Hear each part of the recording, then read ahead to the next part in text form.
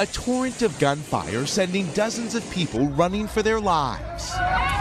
Witnesses say masked men with high-powered weapons unleashed a barrage of bullets at soldiers, with innocent people caught in the crossfire.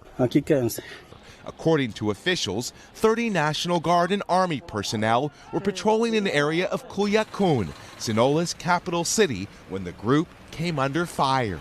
The soldiers eventually zeroing in on a house where the gunmen engaged the troops in a firefight. Se identificó a uno de ellos como Ovidio Guzman López.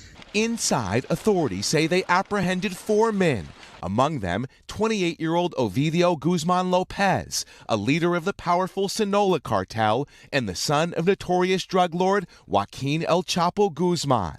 But the soldiers retreated after being outnumbered by Guzman allies. As other groups took control of major streets, blocking entrances with burning vehicles. Known in the area as Los Chapitos, Ovidio and a brother sought to take control of the powerful Sinaloa cartel after their father was captured. El Chapo Guzman was one of the most feared and ruthless drug lords in the world, responsible for brutal murders and controlling much of the illegal drug trade across the U.S. for 3 decades, a $12.6 billion empire.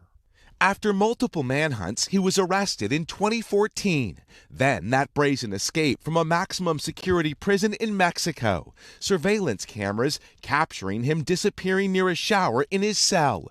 Guzman making his getaway through a tunnel. After he was recaptured, he was extradited to the U.S. In 2017, sentenced to life in prison at a Supermax security facility in Colorado.